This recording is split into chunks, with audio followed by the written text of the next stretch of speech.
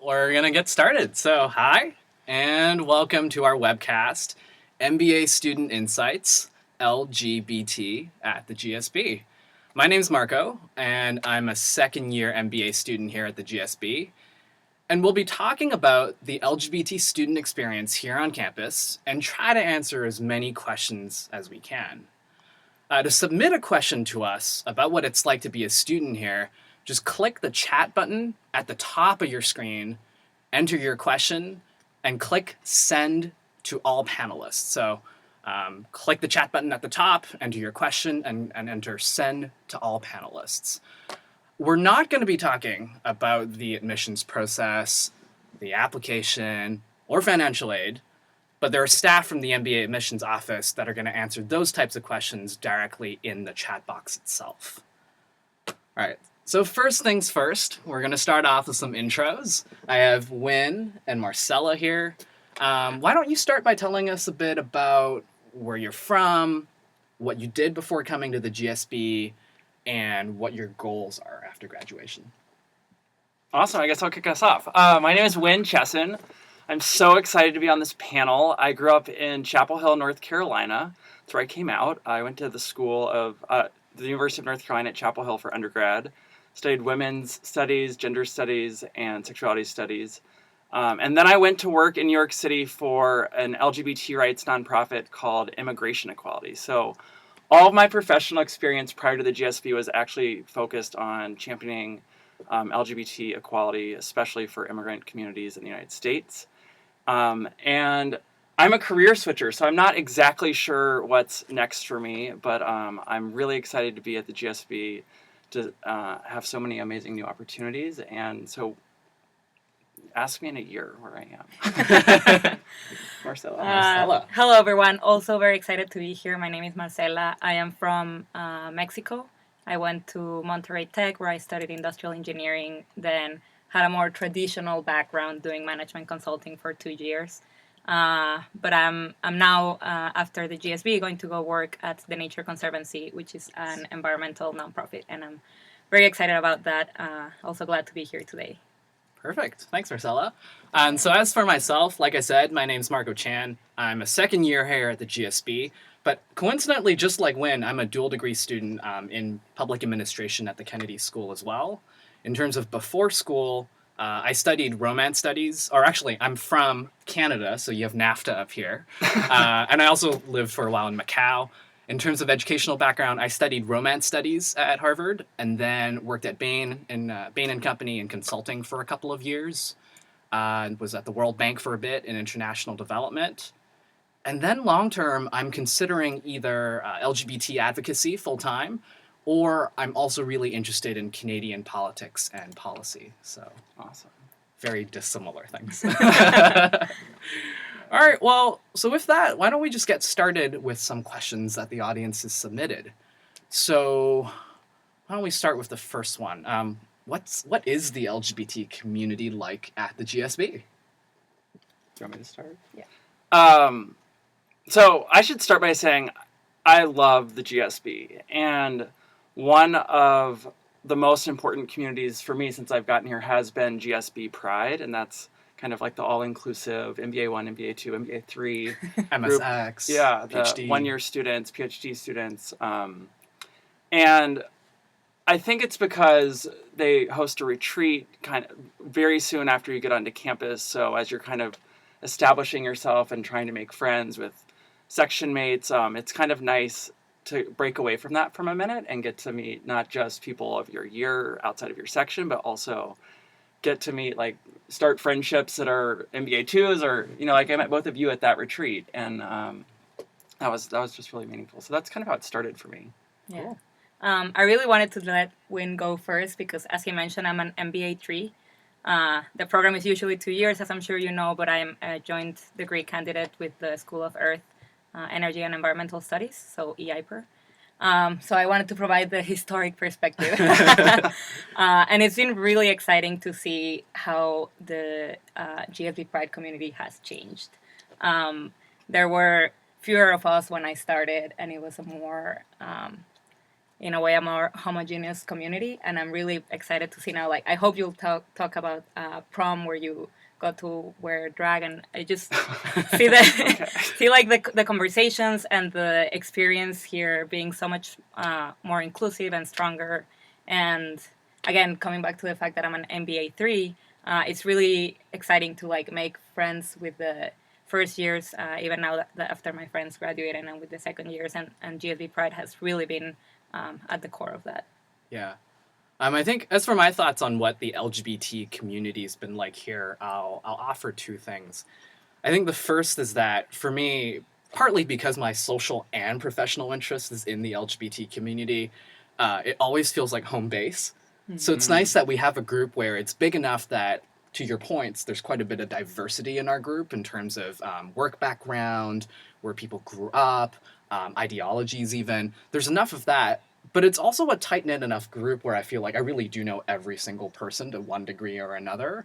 So it's nice to have, we get together every Thursday for drinks in different people's houses. Like, we have events all the time. We'll go together to different pan-Stanford or local San Francisco LGBT events. So it's nice to have that community.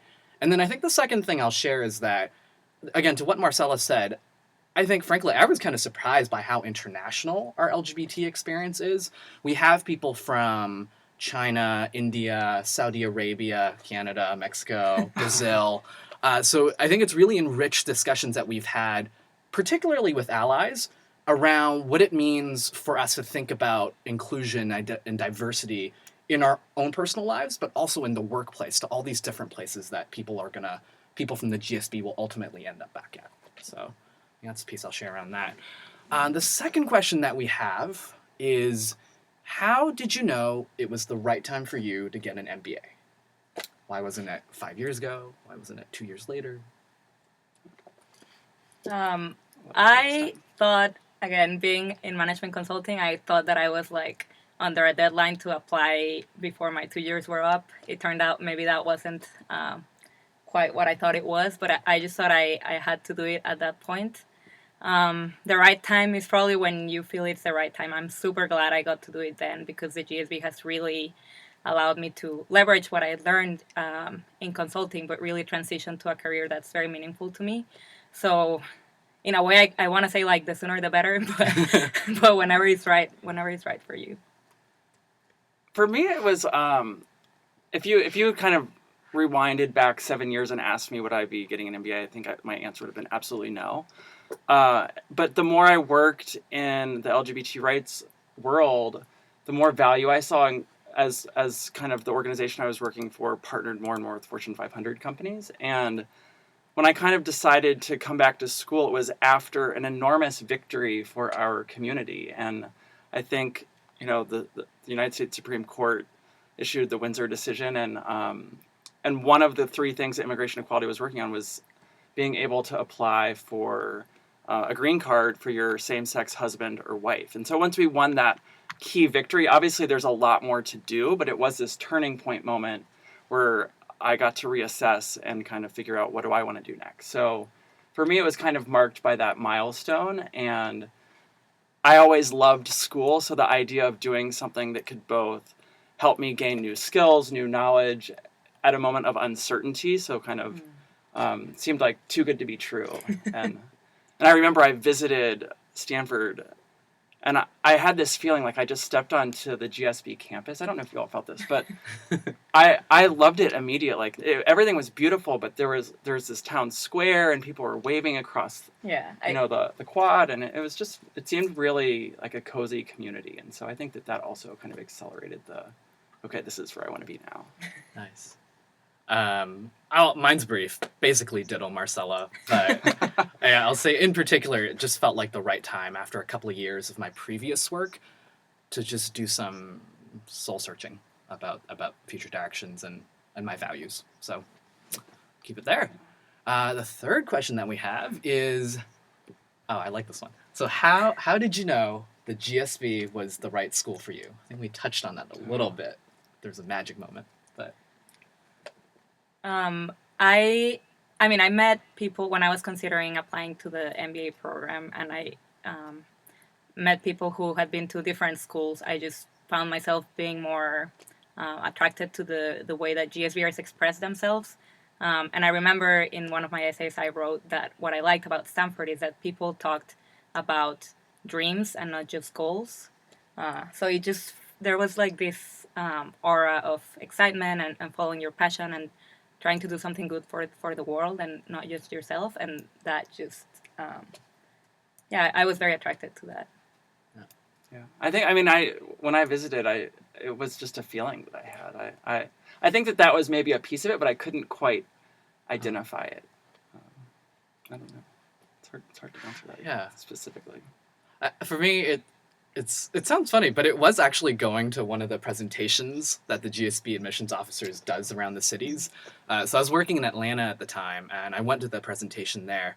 And what struck me about what she said and what the alumni who came into the presentation were like was that this is a place where we think about, where people are empowered to think about, I think, how success is different from meaning, and that by pursuing meaning, at some point you'll find success. At some point you'll be able to sustain yourself and your material needs. And so worry about your passion, worry about your spirit, and worry about your, hone in on those values, and that's what's important. And I think getting the option of my soul searching presented to me that way was just so compelling. I was like, I'm kind of done with achieving for achieving. I'm done with ticking boxes. I really do want to go to this place where the peers, the structure, the institutions, the courses are going to push me to do what is truly important and meaningful. So once I saw that butterfly cocoon slide on the presentation, I was like, yes, that's right. All right, more questions. This is fun. How receptive are employers to LGBT students? Do they host events? Are there career panels that are LGBT oriented? So as a career switcher, in my old job in LGBT rights, diversity in that context was the straight people that worked for us. But I was really, I feel like as I'm pivoting to much more traditional things, at least for the summer, I felt like it was an incredible advantage to have the LGBT targeted networking. Like all of the consulting firms, a lot of the banks did targeted dinners or receptions on campus or nearby specifically for LGBT students. So I feel like kind of as a way to get to have like an internal champion at any of the companies, especially if you're going to a more traditional pathway for the summer. Yeah. I felt like it was a total advantage. I guess we both worked in industries before where we were on the other side of this. But from the other side of that, I can tell that it really helps when you attend these events and the access that you get to people who are working there and partners and so on. So it's really, it can really make a difference for going into traditional careers. And even just reaching out to alums that if you know the company that you're interested in for this summer, you have like one additional filter that you can try on. And I've found that, GSB alumni have been so responsive, but the LGBT alumni have gone above and beyond every time, 100% of the time. That's a great point and absolutely true. As I was doing this job search, I completely relied on LGBT alumni for contacts and so on. So great point. Yeah, I think I'll just add that Reaching Out MBA is another great resource for folks that are kind of at this life stage and looking at different business paths. So it's an organization that serves MBAs and prospective MBAs who are LGBTQ identified. So there's a conference every year. We went, it was tons of fun. I think it's in Dallas this year. It's also a great chance for us to connect with both LGBT employers and other LGBT MBAs and prospective MBAs from across the country, well, North America. So, all right, we'll do the next question then. Do any of the classes address LGBT issues?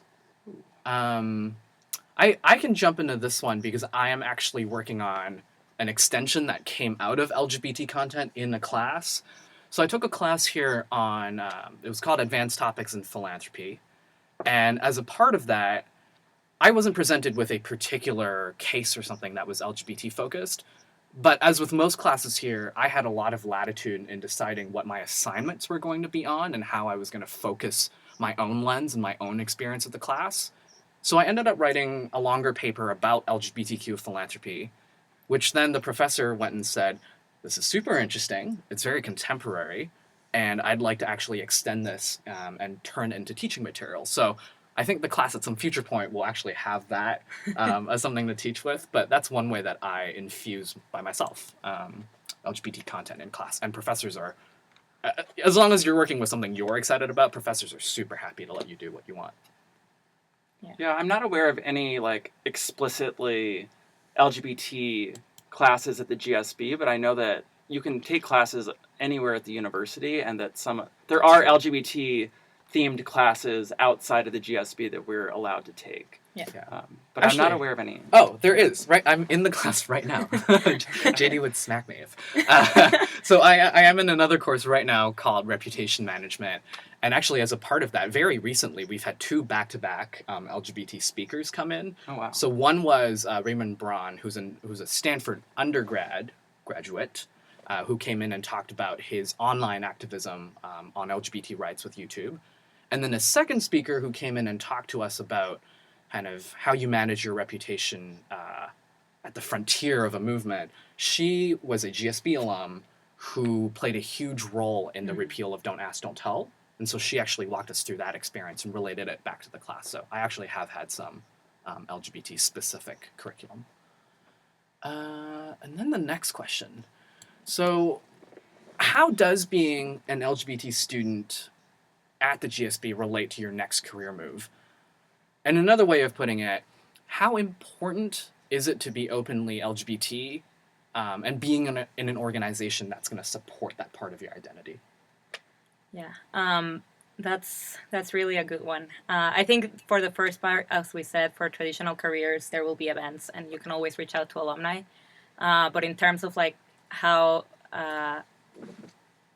it's important to be in an organization that will support it, I think just personally, I mean, I couldn't bear any longer to work at an organization where I had to be in the closet. It's just, there's so much energy that you have to pour into hiding things and making things up, and it deters the type of relationships that you've had. So again, I didn't go into this job through like an LGBT channel, but I've definitely made sure that I'm honest and open from the beginning about my sexual orientation and my identity. And I think in the end, that's a little bit of a personal decision for each one. A little bit, hopefully, a decision to like try to be a little bit activist and help the next person. But yeah, I mean, there's so much research saying that you have to be yourself you have to be authentic. And that's also something that the GSB places a lot of emphasis on, just authenticity and how that helps build your leadership style and bring others to support you. So yeah, that's my take. Yeah. Anything you want to add to that? I mean, I really agree with the authenticity piece. For me, it would be a deal breaker if I thought that the employer didn't support LGBT. I mean, they could even, I almost would say for me, they'd have to have 100 on the HRC index that like measures how well companies do. But for me, I did kind of, I'm going to Goldman Sachs this summer, and I recruited through the traditional channels, but I feel like part of what was successful there was I kind of also used the LGBT network to get the inside scoop of like, I see the HRC score, but what's it really like? And then also knowing about how they had partnered on like the LGBT stuff I had done before school really gave me the confidence to believe in the score that they had. But I just can't imagine for me being able to do it, because all of my relevant experience is really gay. Like, that is your resume. So I wouldn't. Yeah. So I'm kind of automatically outed based on what I do, and there's. I think that there are companies where that would not be that helpful, or like regions of the world where it might be much harder for me to work. But I'm willing to make that sacrifice. And I if you let me, I'll even add that what you just said, that like you wouldn't even consider working at a place that wasn't accepting of your identity, like that's a great privilege. Yeah. And coming from a country that's like a little bit more conservative in some places around that, it strikes me as something that's like really a privilege, and in part something that can come out of this experience. Yeah, and in Yeah. fact, we had an event with allies yesterday, where we were. It was basically a workshop where we had dialogue between LGBTQ students and allies at the GSB, kind of talking about what have your experiences been like on the ally side and on the LGBT side in the workplace in particular. And one ally mentioned her struggle around. She worked in a very conservative and traditional industry where someone who was LGBTQ identified really stood out by his or her actions. And so she struggled to say, like, what is my place in that? And so that for me really underscored different people are gonna have different priorities and trade-offs and where they are in their own coming out journey. So I don't want to minimize that either. It's something that, like I think we've talked about, but I want to really make sure it comes through in the conversation that it is very individual and contextual. And it's something that we've talked a lot about just kind of casually over drinks. Like Marco mentions it oftentimes on Thursdays, a lot of the LGBT students will get together. And there's a couple of our classmates that like want to work in the Middle East or that are going back to home countries where it's not quite as safe to be openly LGBT. And how do you navigate that? Like, how do we support one another? Talking about, should I come out to my supervisor or like my supervisor, however that works. And so it's a tricky question, but it's one that I think that people are really actively we want to support one another. 100%. So, thinking about the next question, how big is the LGBT community at the GSB? How big is it on the campus at large? And what kind of support or involvement or interaction does the rest of our class have with the LGBT community here? Again, I'll provide the historic perspective. It's another part of like what's been so amazing. I think I've seen it like double from my class to your class. Wow. And then I don't know how it was, but like your class seems even larger and definitely louder. But yeah, so there's a good group, as you said. I don't know the exact numbers. I don't know if you know. So it's a little tricky because obviously it's something that is self-identified. People self-identify or don't in different contexts. But what we did report out and is available through reaching out is that I think we're about 5% of most of the classes, which I think if I remember the list was actually pretty high up in terms of. So. And then I'm glad there's also a question about at the campus at large, because I've enjoyed GradQ so much. GradQ is the LGBT Student Association for all graduate schools, so that includes Stanford Law School, med school, and like all the other PhD and advanced degrees programs. And I've met so many interesting people there. I feel sometimes like my fellow GSBers didn't get this great opportunity to like meet so many diverse people, like from the social psychology department, law students, like everything. I just really appreciate that. Yeah, that's true. And then actually, coincidentally, tomorrow night we are having, every once in a while, all the LGBT folk in the area take over a straight bar in Palo Alto. So that's actually tomorrow night. And yeah, so it's a pretty sizable community at the GSB, throughout Stanford, kind of in the immediate kind of South Bay Peninsula area. And then, of course, I used to live in San Francisco myself, so I go up to the city fairly often to see friends that are there. And so there's obviously that community as well. And then to the second part of that question, what kind of support or involvement does the rest of the class have with us? I think we've alluded to this a little bit with some of the ally events, but anything else you'd want to add to that? I would just say, for me, it was so striking to how different it was to step back into a university environment and have had so much change, like from when I came out to when I went to university, where I think it was a much more kind of hostile experience. I mean, there was supportive pockets, but I don't know that it was as welcoming as I felt welcomed here. And I think about like every once a week, there are two people from your class that will give what's called a talk, and they tell a lot of their life story. And, obviously every so often one of those people is LGBT. And I feel like the conversations that get sparked through that institution of talk, which is one of my favorite things about Stanford, have been really moving for me. And then also just the way that I think about like the support that I have just for my section and how they've welcomed in my boyfriend. So like we call all of our partners SOs here, and I feel like he's been welcomed in so warmly by all students. So like he's lovely. He's amazing. Thanks. I think so too. But I think that really says a lot that like, you know, there are straight people in particular like reach out to him before they reach out to me. And I love that just because I feel like, you know, it's kind of like a sign of how things are really changing. And that feels really different from when I was an undergraduate. Yeah, I think I'll just add that, you know, it's not, the GSB is really diverse, right? And we mean that in all kinds of ways. So I don't want to paint over the fact that there are people here with different political points of view, with different ideological leanings. But I think one thing that's been super positive about the GSB is that kind of like authenticity and the really, I think, inquisitive culture that we have.